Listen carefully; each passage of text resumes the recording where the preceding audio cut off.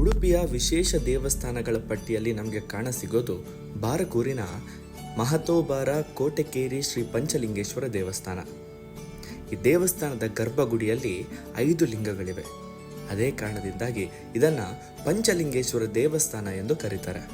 ಈ ದೇವಸ್ಥಾನದ ವಿಶೇಷ ಏನಂದರೆ, ಈ ದೇವಸ್ಥಾನದ ಗರ್ಭಗುಡಿಯಲ್ಲಿರುವ 5 ಲಿಂಗಗಳು ಬೇರೆ ಬೇರೆ ಆಕಾರದಲ್ಲಿದೆ ಮತ್ತು ಬೇರೆ ಬೇರೆ ಗಾತ್ರದಲ್ಲಿದೆ.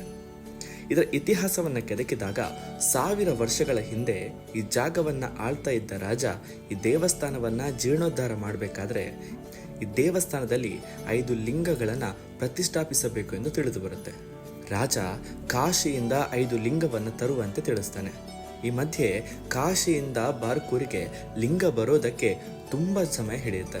ಇತ ರಾಜನ ಹಿರಿಯರು ರಾಜನಿಗೆ ಈ ಸಮಯ ಕಳೆದರೆ ಮುಂದಕ್ಕೆ ಒಳ್ಳೆಯ ಗಳಿಗೆ ಯಾವುದು ದೇವರನ್ನು ಪ್ರತಿಷ್ಠಾಪಿಸಲು ಇಲ್ಲ ಎಂದು ತಿಳಿಸಿದಾಗ ಅಲ್ಲೇ ಇದ್ದ ಒಂದು ಕಂಬವನ್ನು 5 ತುಂಡುಗಳನ್ನಾಗಿ ಮಾಡಿ ದೇವಸ್ಥಾನದ ಗರ್ಭಗುಡಿಯಲ್ಲಿ ಪ್ರತಿಷ್ಠಾಪಿಸುವುದಾಗಿ ರಾಜ ನಿರ್ಧರಿಸ್ತಾನೆ.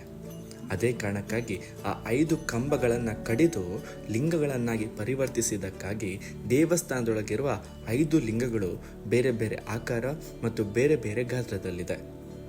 ಈ ವಿಶೇಷವಾದ ಪಂಚಲಿಂಗೇಶ್ವರನನ್ನು ನೋಡಲು ನೀವು ಬಾರಕೂರಿನ ಮಹತೋಬಾರ ಕೋಟೆಕೇರಿ ಶ್ರೀ ಪಂಚಲಿಂಗೇಶ್ವರ ದೇವಸ್ಥಾನಕ್ಕೆ ಬರಲೇಬೇಕು.